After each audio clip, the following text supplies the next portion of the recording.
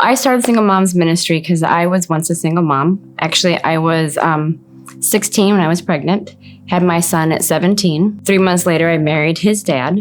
And then we were married for about 5 years. I had a daughter while I was married to him as well. And things didn't work out as planned, and a lot of bad things happened. And so I was divorced. I've remarried since then. I have 2 more children. I remember being a single mom. I remember not feeling like I fit in anywhere, that I would walk into church, and I don't think they meant to, but you almost feel like people are judging you, or you may have some things that they may not agree with in your life. And so you kind of put this, fakeness about you. I didn't want that for anyone else. I didn't want that for myself, and I never felt like I had someone that I could talk to who was going through what I was going through, and I felt really alone. And after I got remarried, I was like, this shouldn't be this way. That's not how God wanted us to live, and that's not what He wanted us to feel like when we're going through struggles and heartache and brokenness, is to feel like we're all alone. So after a lot of nudging from God, because I told Him no a couple of times, because I don't think I'm a great leader by any means, or think I can do anything like that, I decided to, why not? If He's in it, I can't fail. So I started a group, and thankfully, He's taken over and done almost all of it, so I just get to ride on His coattails. So I started the group with actually just 2 moms in the very beginning, and I was like, oh, 2 moms, I can do that. And we used to sat around and talked and did a Bible study from a video, and it was great. And then eventually more and more women started saying, hey, I heard this.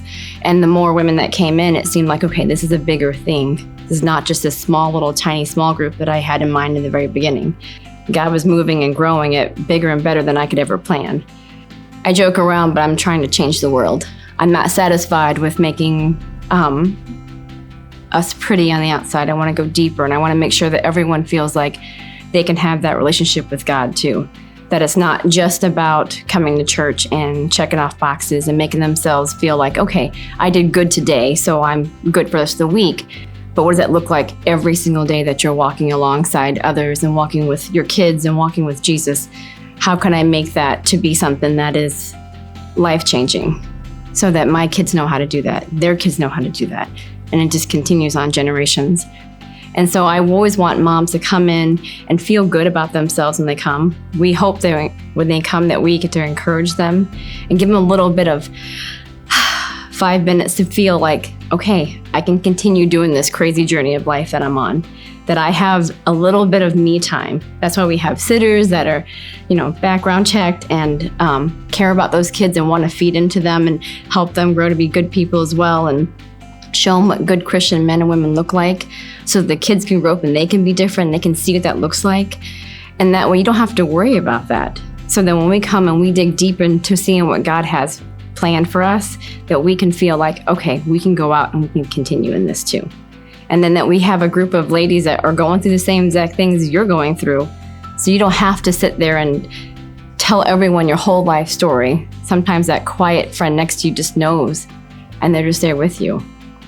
And so whenever you're having a moment of, can't handle this, I need someone to help, you have tons of friends around you who you can call and who can understand and listen. And you can be their friend as well. That it's kind of like a double-edged sword. I am happy women come and that they are part of the Single Moms group. They find that community that we can, show that they can be different and that the world can be different, and they can, have happiness and joy and being close to God in everything that they do. But it also breaks our heart as well, because every time that single mom does come, that means that there's a broken relationship or there's a loss and there's someone hurting. And so in the absolutely wonderful utopia of the world, and when heaven comes, there would be no single moms. And then, so it's always one of those things that, yes, I want it to grow, but every time it does grow, it hurts. Because I know someone else is hurting, and I never want anyone to hurt. It's been a roller coaster ride, honestly, and I love seeing how God has moved and done so many amazing things that I can't imagine doing anything else anymore.